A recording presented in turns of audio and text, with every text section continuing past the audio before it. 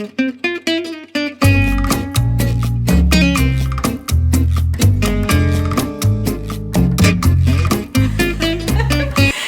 there, Adventure Fam, it's us again, and happy game day. Go Steelers! Right. Woo! So you guys know we are huge Steeler fans, and basically we watch football, 4 times a week?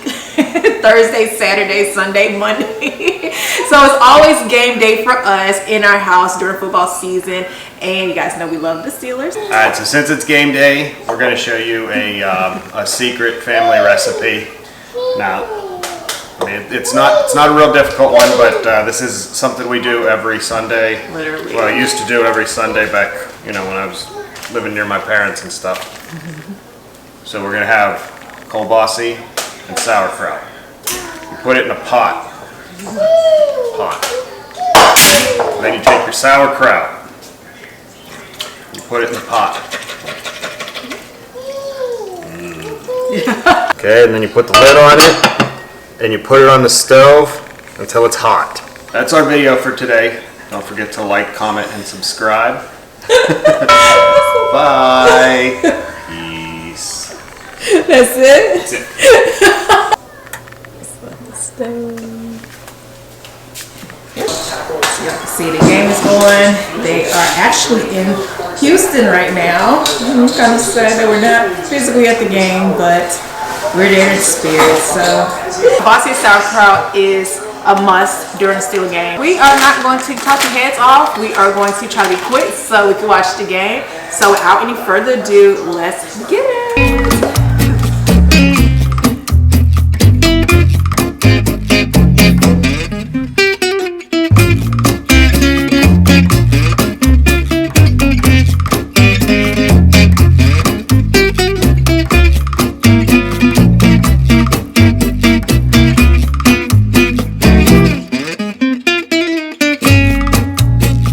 So we just put some taco seasoning on the ground beef.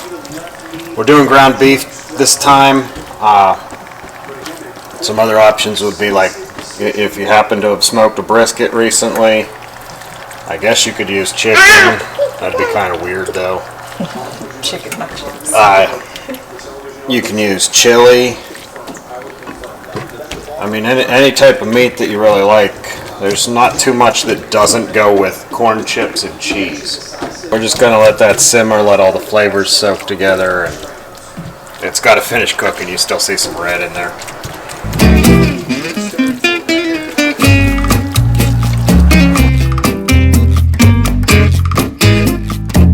Alright, so we're gonna start on our nachos. We got a layer of nachos here, and I recommend putting foil on your pan, because you're going to be melting cheese and it might get burnt, and that's a real pain. The trick with these is to do it in layers. So I put down a layer of chips, and the bottom layer is the best place for the broken up chips, because they're going to get, with all the cheese and everything, they're going to like bake together. And then you're not scraping up all those tiny little chips. So we're going to do a nice healthy layer of shredded cheese. For myself, I have some strained black beans and jalapenos. I'm the only one who likes them, so I'm going to just put them on about half the plate.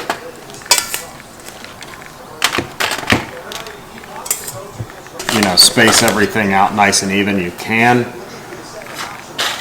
but I'm not going to bother.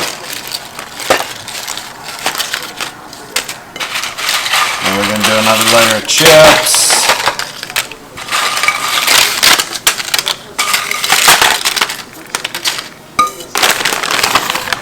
And then more cheese.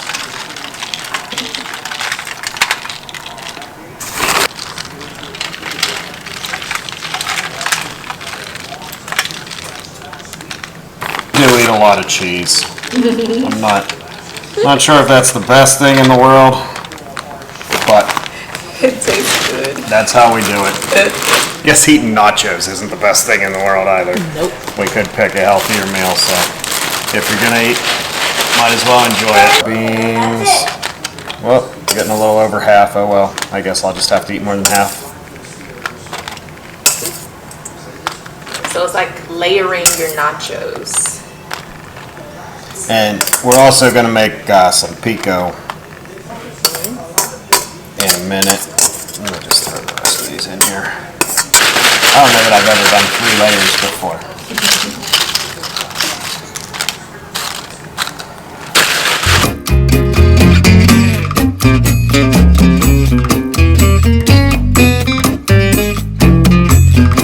This is that ground beef that we made, and like I said earlier, you can use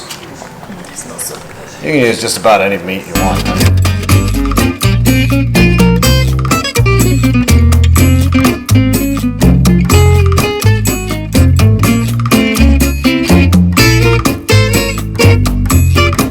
I had sliced up. This is actually Velvetta. Normally, it's Velvetta Mexican. Normally we use a white queso, but they didn't have it this time, so we're going with what we could get.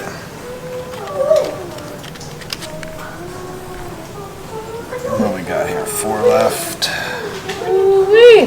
These things are loaded, honey. Those are some loaded nachos. This is by far the most I've ever made.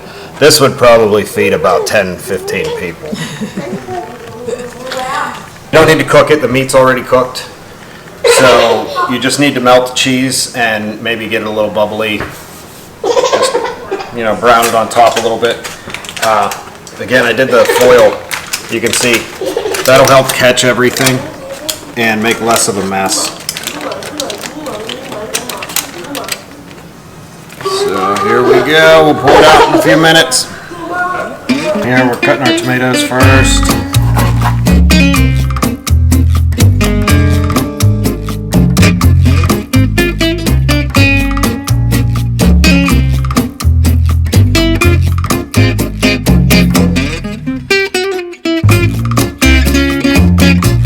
With the tomatoes, I like to leave the chunks for tomatoes a little bigger, and then everything else I'll dice up into smaller pieces. I find if you try to cut tomatoes too small, you end up just smashing them. That's just me. I guess if you're better at cutting tomatoes, you can cut them real small. Just cut the tomatoes up first, and you get them in a bowl. Season these, but you go with a little bit of salt, and then we use tahini. Not exactly sure what this stuff is, but it's good. Put on the tomatoes and the salt, and the tahini will start pulling out the juices.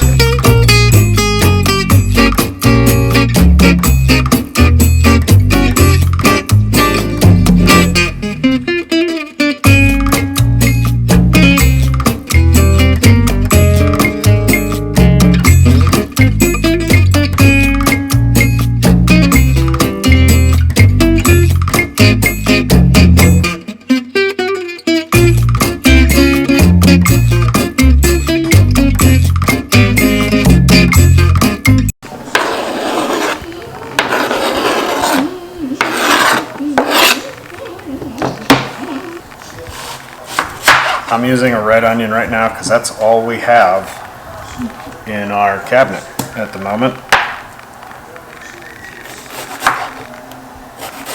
And I think I used about 7 like Roma tomatoes, and then I'll probably only I used 4.5 jalapenos. It would have been 5, but we used half the other day. I made some breakfast tacos and we just used what we had.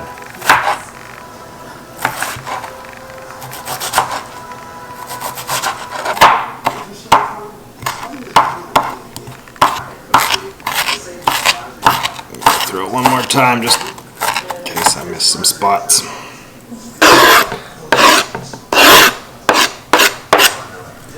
Ooh.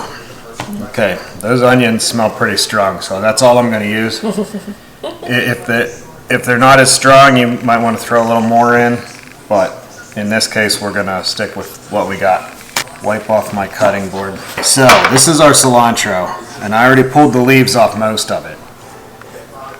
And now you don't have to do this. If you want to chop up the stems, it's fine. But the guy who taught me how to use cilantro, Mr. Mike, he told me that you just use the leaves. That's where the most flavor is. And then you don't have to worry about the stems getting all through your food. So you just want to give this a good chop just to try to release as much of the flavor as you can.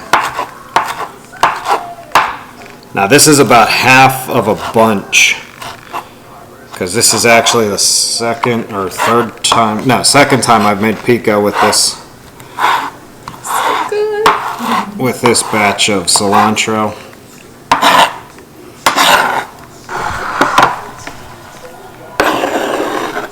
Put that in.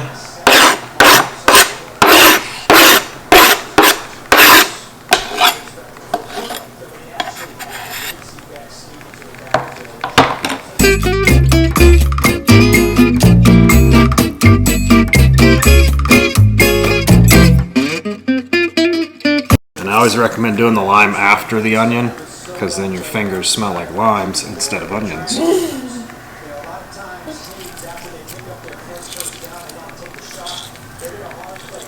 Mashed avocado, and I like to do this on the dirty cutting board. So you still have the cilantro, you still have the lime juice, probably still some onion residue on there. And all that stuff just mixes in.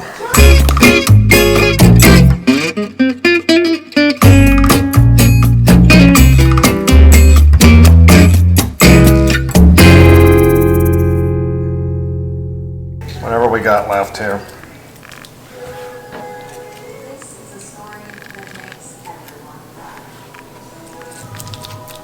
Juice from the stuff you just chopped up.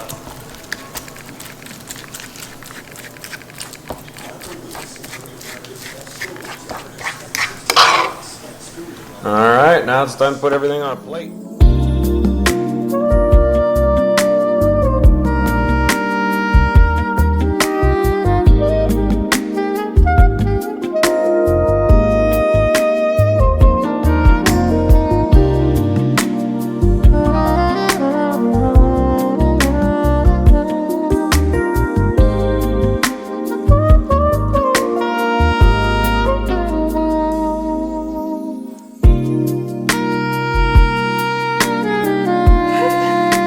Guys, so dinner is served, or I should say lunch is served. So we have the kielbasa and sauerkraut, and then we have the loaded, super loaded nachos. Yeah, so we're about to get these in our bellies because we are hungry. The game is on and we're losing, but it's okay though. It's first half, so hopefully a miracle can come through. All right, so like I said, we'll do more game day because there are plenty more games to come. So next time, of course, we'll show you guys what else we do. Part 1 of game day prep when it comes to food. So let's go ahead and eat. Hope you guys enjoy. Give us a big thumbs up, like, comment, and subscribe. Anything you should say? No, I'm ready to eat. All right, so we'll see you guys in the next one. Bye.